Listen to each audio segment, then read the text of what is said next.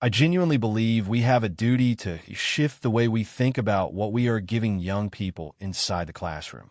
But honestly, the actual day-to-day learning experience is really, really tough.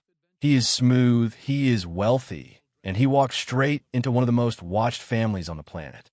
While everyone else was distracted by the royals coming apart at the edges, this sharp-dressed property developer quietly slipped in through the back door, won the heart of a princess, and built himself a life most people can only imagine. He smiled in a way that felt like more than just understanding. It was one of those rare smiles that made you feel like everything was going to be all right. But who exactly is Edoardo Mapelli Mozzi? Because underneath the tailored shirts and the stunning luxury penthouses, there is a story filled with broken engagements, a secret child, a wedding nobody knew was coming, and family drama that will genuinely leave you speechless. Stay with me, because this one runs deep. Let us start with the basics, because even the basics are remarkable when it comes to this man. Edoardo Mapelli Mozzi. Go ahead and say it slowly. Edoardo Mapelli Mozzi. It sounds less like a modern businessman and more like someone who should be commissioning oil paintings during the Renaissance. And that is actually not far from the truth. The man Princess Beatrice chose to spend her life with is not just another wealthy London developer who worked his way up. Technically, he holds the hereditary title of Count, granted back in 1913 by King Victor Emmanuel III to all male descendants of the Mapelli Mozzi family line. Now, Italy may have done away with royal titles back in 1946 when the monarchy collapsed, but that has not stopped families like his from holding on to that identity. And honestly, when your bloodline stretches back centuries, it is not something you simply let go of. His ancestry reportedly traces all the way back to a son of King Federico II of Sicily. Let that sink in. We're not talking about a family tree here. We're talking about a living historical record. Generations of nobility, land, power, and influence, the kind of legacy that predates most countries as we know them today. And the family has not exactly shrunk over time. They still own the Villa Mapelli Mozzi in northern Italy, a 15th century estate that began as a monastery and now operates as a high-end luxury retreat. So yes, while some people marry into royalty, Edoardo walked in with his own version of it already tucked quietly into his background. But here's where it gets really interesting. Because Edo is not some relic of the past living off old money and faded portraits. He is very much a man of today. He was educated at the prestigious Dragon School in Oxford, then Radley College, and later earned a master's degree in politics from the University of Edinburgh. He had every door open to him, and he walked through all of them. By his early 20s, he had already launched Banda Property, a premium development and interior design firm serving London's wealthiest clients. He is polished, well-connected, driven, and let us be honest, very easy to look at. But beneath that carefully put-together image, there is a far more layered story. One involving love, heartbreak, a child who changed everything, and a royal wedding that almost nobody saw coming. Before all of that unfolded, where did this Count with a career really come from? At 23, fresh out of university and equipped with family connections and a sharp design instinct, he launched Banda Property in 2007. The idea was straightforward on paper. Find undervalued corners of London, transform them into breathtaking luxury homes, and sell them to people with serious money. In practice, the man turned it into something extraordinary. By the time he was walking red carpets alongside Princess Beatrice, Banda had overseen property developments valued at more than $875 million. That is not just a business. That is a legacy in the making. Banda became known for its clean, elegant interiors, its relentless attention to detail, and its almost theatrical take on what luxury living should feel and look like. Edoardo, who later revealed that he is dyslexic, something he and Beatrice actually share in common, channeled everything into the world of visual and spatial design. His Instagram reads like a portfolio of homes so stunning they barely look real. He was also never shy about his political opinions. Ahead of the 2016 London mayoral election, he wrote a piece for Property Week urging the incoming mayor to push for more central London redevelopment. He called out politicians by name, criticized certain figures on social media, and even used the hashtag "I'm with her" on the night of the 2016 U.S. election. This was a man with views, and he was not afraid to share them. That is quite a contrast to the carefully managed silence most people who marry into royal circles are expected to maintain. But for every glittering success, there has been a shadow of controversy.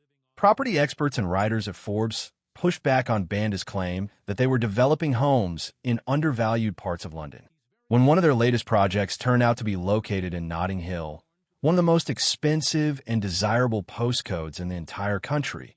Critics were quick to note that there was nothing undervalued about Notting Hill. The description started to feel more like clever marketing than honest reality. And then there is the situation in Australia, the kind of story that really makes you pause. Banda was connected to a planned development called the Masthead Ocean Club, a luxury beachfront project on Australia's Gold Coast that was promoted as a major international venture. The kind of thing that gets glossy press releases, stunning computer renders, and breathless media coverage. But the dream did not survive contact with reality. The project collapsed. The company behind it went into administration.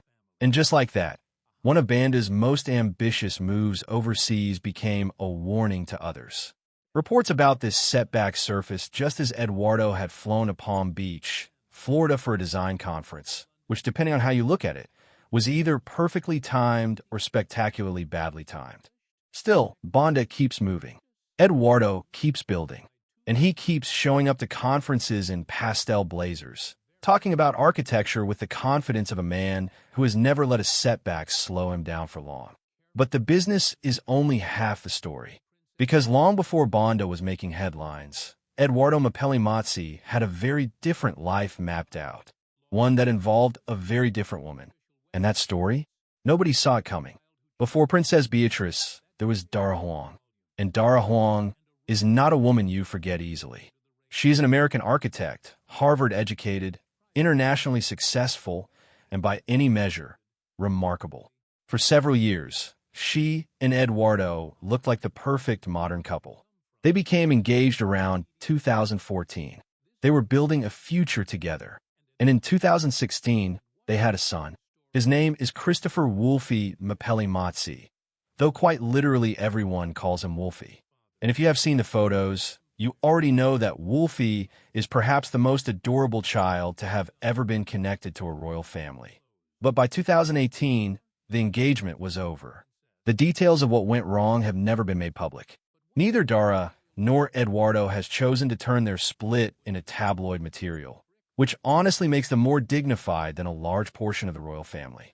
What we do know is that they parted ways, that they share custody of Wolfie, and that Dara, clearly not someone who sits quietly in anyone's shadow, went on to build an impressive career of her own in design. She even launched a company called HB Design Group, which is doing very well. But here is the layer that makes this whole story so compelling. Dara and Edoardo's breakup did not happen in a vacuum. Within months of their split, Edoardo had begun seeing someone new, someone considerably more high-profile, someone whose surname is Windsor. The timing raised eyebrows. It always does in these situations. Was the relationship already forming before the engagement officially ended? Nobody said anything publicly. Nobody ever does. But the timeline was tight enough to fuel speculation. And in the world of royal gossip, speculation is practically its own economy. What made the situation even more layered was Wolfie himself. Because Wolfie did not vanish when a relationship ended. He was right there, a real, living, breathing part of Edoardo's life. And when Beatrice and Edoardo became serious, Wolfie became part of that picture too. Princess Beatrice, a princess of the British royal family, became a stepmother to a little boy named Wolfie. And by all accounts, she has embraced that role completely and wholeheartedly. Reports suggest the co-parenting arrangement between Dara and Edoardo is genuinely warm and cooperative. Dara took Wolfie to Florida for Christmas in 2025, sharing Instagram stories of him at mini golf. Meanwhile, Edoardo was photographed at a design event in Palm Beach during that same trip, which if nothing else proves that whatever happened between those two, they have managed to keep things calm and respectful for the sake of their son. That is rare. That is actually genuinely impressive. The Wolfie situation would go on to shape the entire story of Beatrice and Edoardo's relationship, from the wedding right through to the family photos and the very structure of their home life. And speaking of that home life, how did any of this even begin? How does a count with a complicated past end up falling for a princess? The answer involves a friendship that goes back decades and one very elegant party. Let us rewind all the way back, because Edoardo did not stumble into royal life by accident. He was practically born into its orbit. He came into the world on the 19th of November, 1983 at the Portland Hospital in London, a place long favored by the British elite, royals included. His father, Alessandro Mapelli Mozzi, had a background that sounds almost fictional. Born in Argentina, raised in Italy, educated in England, and somehow ended up representing Great Britain in alpine skiing at the 1972 Winter Olympics. After retiring from competitive sport, Alessandro reinvented himself as an international art dealer and became a fellow of the Royal Society of Arts. Edo's mother, Nikki Williams Ellis, built her own path across politics, charity work, and design, later remarrying and growing the family further. That meant Edoardo grew up surrounded by a blend of aristocracy, creative energy, and real-world ambition, along with a half-brother from his mother's second marriage. Tragedy entered his life when his stepfather, Christopher Shale, passed away in 2011. But Edoardo responded by turning grief into purpose, co-founding a charity that built Rwanda's very first grass cricket stadium, and even cycling through the night across London to help raise funds for it. Now, knowing where he came from, let's talk about how he found his way to Princess Beatrice. Because this was not a chance encounter. This was not a royal Cinderella moment where two strangers locked eyes across a grand ballroom and everything changed overnight. This was something far more interesting. A love story that had been quietly simmering for decades without either of them fully noticing it. The Mapelli Mozzi family and the Yorks, Prince Andrew and Sarah Ferguson, have been close friends for years. That is not gossip. That is something both families have confirmed. When Beatrice and Edoardo's engagement was announced in 2019, Nikki Williams Ellis released a statement noting quite clearly that her family had known Beatrice for most of her life. These were not strangers meeting for the first time. These were family friends who had likely shared Christmas gatherings, charity galas, and summer events for the better part of 2 decades without it ever becoming romantic. And then, somewhere around September 2018, something shifted. The press did not catch on until November of that year, but by then the relationship was already well underway. Edoardo had recently ended his engagement to Dara Huang. Beatrice had ended her long relationship with Dave Clark back in 2016. Both were unattached. Both were moving through the same social circles. It was, as these things sometimes are, simply inevitable. Their first confirmed public appearance as a couple came in March 2019, when Beatrice attended a fundraising event at the National Portrait Gallery in London with Edoardo standing by her side. That was the moment the tabloids went into a complete frenzy. Who was this tall, polished property developer? Why was he standing next to a princess? And most intriguingly, was that a count? 2 months later, in May 2019, they attended the wedding of Lady Gabriella Windsor together, confirming to everyone watching that this was serious. Then came September 2019, Italy, and a proposal. He had the ring designed himself, working with British jeweler Sean Lean on a custom piece that reportedly featured a baguette-cut diamond set in a floral design. On the 26th of September 2019, Buckingham Palace made it official. Princess Beatrice of York was engaged to Edoardo Mapelli Mozzi. The statement from the couple was almost refreshingly ordinary. We are both so excited to be embarking on this life adventure together and can't wait to be married. For a royal engagement announcement, it was beautifully undramatic, which was both lovely and just a little ironic, given how dramatic the actual wedding was going to turn out to be. Let's talk about the wedding, or rather, the wedding that was planned and the wedding that actually happened. The original vision was stunning.